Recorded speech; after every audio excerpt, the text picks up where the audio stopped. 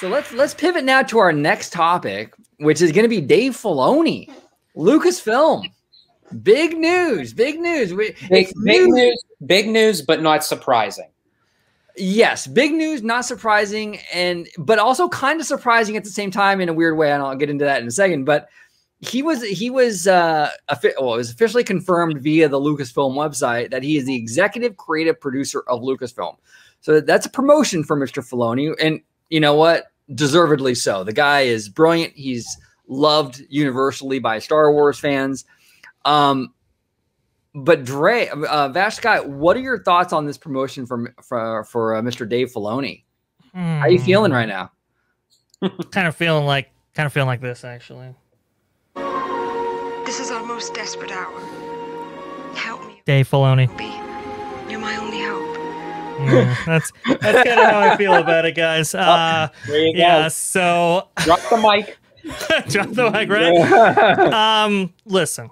Lucasfilm has kind of had a rocky history when it comes to not only just creatives, but the projects that were on the slate got dropped and so forth. They've had an issue when it comes to content production, content creation, mapping out, where to go with all of these things. So to bring a stable kind of fan favorite voice like Dave Filoni who knows he knows the Star Wars universe, he knows the characters, knows what it means, knows what the themes are. I think it's a really, really great thing that he has been elevated in this position. He's attached to so many different projects right now that I think it was necessary to bump him up into this position. What was really interesting though was that I guess Variety got the scoop that they had actually elevated his position like last summer or something like that, and then didn't actually post about it, which is very, very, very interesting. But George, what are your thoughts? Yeah, I definitely agree with you. I mean, it was like one of those things where when I heard this, it was like, as Orange Grove said, there is some surprise to it, but it was like, it was well deserved. Like this is something, I mean, he took. Oh, it looks like the Empire shut down his feed. Oh no. Oh, I should have had that. Wait, hang on. Maybe I do. No, I don't. But look, I think, to expand upon the points here, I think what's really interesting here, like we alluded to. Oh, George, you're back. There he is. Go ahead. Back. What were you saying, George? The Empire took down your feed. Yeah, see, that's what happened. See, the Emperor was listening. But no, it was more so like of, a rocky, continuation from the original trilogy. And then it's just like everyone has this expectation of, it has to be just as good as the original. And I think once, Filoni got, intermixed with, Favreau and everything, and they have like this working progress that they're really bringing Star Wars to its own, where it's not repeating itself, and it's like it's creating their own individual stories. And it's like with what's been coming up for Star Wars with The Mandalorian and then the upcoming the Book of Boba Fett and everything, so much to look forward to. I think this was the right call.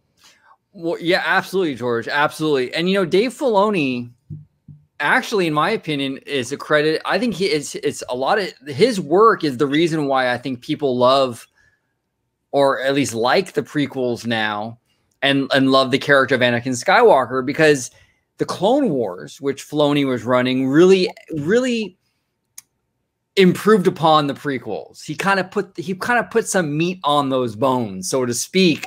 And it's because of him and his storytelling with that show that has really elevated the prequels.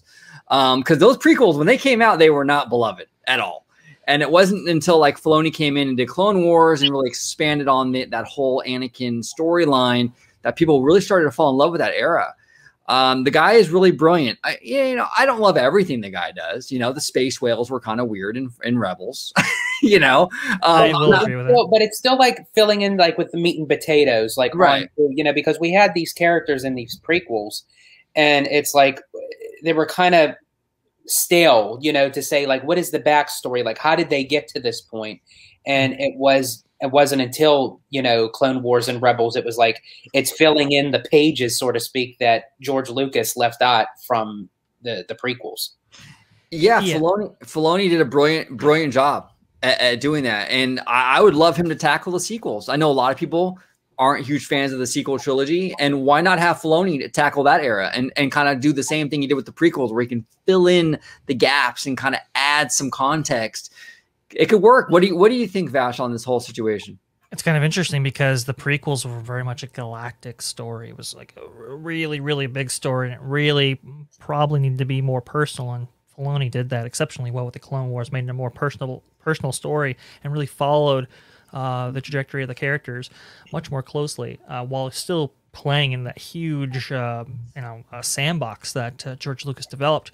I think it's interesting because if you look at the sequel trilogy, it probably could have been expanded out a little bit more and included more stories, more of the more stories of the factions, of their own histories, how they were established and so forth, and what the state of the galaxy was during all that period of time.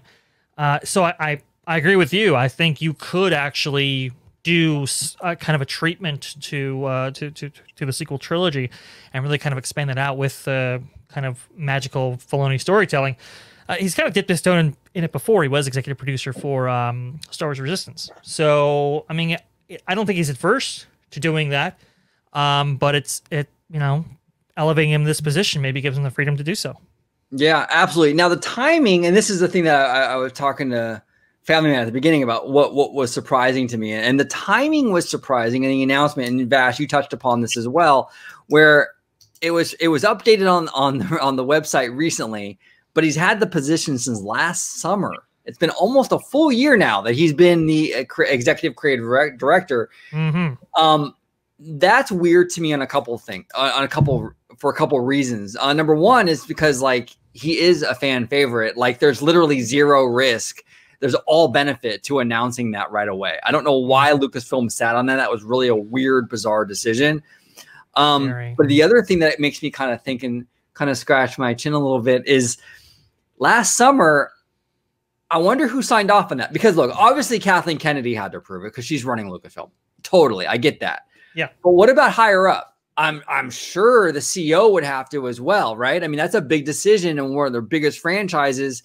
Was it Bob Iger who signed off on that, or was it Bob Chapek? Because I know that Iger was kind of doing the creative stuff for a while for Chapek during the pandemic.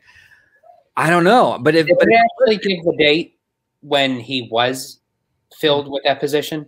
I don't have a date. They just said last summer. Do you have a date, Vash? Nope, no date. They just said they was quietly done. And they had just recently updated the executive, kind of website listing of it. So we really don't know the timeline or what specific circumstances, mandated this kind of move here. I mean, we assume that he has so many products, in the pipeline. I mean, there's so many Disney Plus projects and maybe a couple of films that he is involved in that necessitated moving him up, but it's just really interesting how that never came to light. I wonder if it's because during the time we still really weren't sure where everything was going as far as like with COVID and everything, and how much was going to be released and produced and how much was going to be able to be filmed and created and what have you. So I wonder if they gave him the job but never really knew what direction it was going to go, and then once everything started opening back up, it's like, you know what, now's the best time to officially announce this. Maybe that's my only guess. Yeah, I mean it's possible. I mean, there's been some rumblings of disagreements within Lucasfilm, and people are going to speculate whether or not that had anything to do with it because of such of the circumstances of this specific move up the chain here. But he's in that role now. So under what circumstances that was done, not sure. It's going to be really interesting to see and follow his trajectory, and see where it goes here. Yeah, absolutely. I mean, this move, I think, is definitely a positive. It's a boon for Star Wars fans. It's a boon for Lucasfilm. I'm happy to see it. I love Dave Filoni, man. Like, I love Dave. Like, I think he's going to do a great job. I would love to see. I don't think he should run Lucasfilm because I think he is more of a creative type. I think you do need to have that more of a business Hollywood kind of awareness. I don't think he I think he is more of a creative guy. He's kind of like a, you know, like a Pete Docter, so to speak, where he's purely creative. There's not really financial bone in his body. But I would love to see, like, you know, a Filoni Favreau like kind of duo running the studio eventually, you know, because I think that's what I hope eventually becomes, because I think they're the two that will take both sides of the platform and literally fuse it together, as far as like with Filoni, with how he does with Clone Wars and Rebels and what have you, and then Favreau with The Mandalorian and everything. So, I mean, it meshes well. And even with bringing up The Mandalorian, it also brought on some of the characters from the television show, so it broadens the horizon when they do these live action series or movies, that they could now continue from where the show left off. Right. Exactly. You know, exactly. In our last couple of topics, we talked about the Discovery deal and the head of Discovery, and there was a quote out there saying that he was going to move to Hollywood and establish relationships with creators. It's interesting because, you know, if you were to have a dual relationship with Dave Filoni and Jon Favreau has all those relationships in Hollywood. He has all those relationships with talent. I think he is a little bit more business oriented than Dave Filoni would be, and I think between them they could have great, not only production insight, but creative insight, and really a direction for this thing to go, and be creatively focused in that way. So I would favor something like that. And from what I understand, from what the kind of, you know, rumor mill is bubbling up, that might be happening. We'll see, though. I you know, take that with a grain of salt. I know I do. But that would be the preferable route going forward for Star Wars as a whole. Yeah, well, you know, there's no doubt that The Mandalorian has completely elevated both of these men, Filoni and Favreau. I mean, really, outside of The Force Awakens, which was a juggernaut, no doubt. But outside of that film, The Mandalorian was the most successful thing that Disney has ever done with Star Wars. I mean, it was huge. Yeah. I mean, absolutely huge. And there's no ignoring that. Now, I am curious about who was calling the shots last summer, whether it was Iger or Chapek in regards to this, because it would encourage me a great deal if Chapek was the one who signed off on it, because I want to believe that he would have that kind of. I want to believe it, but I don't know why. I don't know why. I don't know. You know, it's interesting because usually the studios manage themselves. You know, they're really, there's not that many times when, you know, the CEO or the president or so forth will go and make a move like that. Usually it's within the studios themselves that make moves like that. From the Variety article, it sounded like Kathleen Kennedy actually made. Well, I was just going to say, which is really interesting. Would Kathleen Kennedy really have done that, like based on her sort of record? I mean. Maybe, I mean, you could speculate. I know, like, my thoughts on it is maybe it was to elevate Dave Filoni and almost a pact or agreement in how things were going to go moving forward. I'm not sure, though. This is particularly interesting. Apparently, when the information went live on the website like completely got overrun, shut down because of the amount of traffic, because of how excited people were. So this is a big thing here. Wow. This is huge. This is what fans have been waiting for a long time. They want Filoni to have a bigger role at Lucasfilm. Mm-hmm. Everybody. I mean, you know, and again, like, there are things that Filoni has done that I don't absolutely love, you know, but it's not about loving everything that he does. The man understands Star Wars, and overall, he knows what to do with it, and he's been successful in it. And, you know, he deserves a bigger role in that whole creative process for the studio. He's proven himself. You know, he's done a lot of great work for that studio. Far more hits than misses.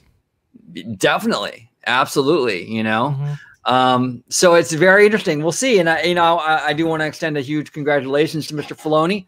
I am encouraged now a little bit more in regards to the future of Star Wars with him kind of having more power. It's going to be an interesting ride going forward. We'll see. In the fedora, we trust. Yes. Yeah. Our space cowboy. There it is. There it is.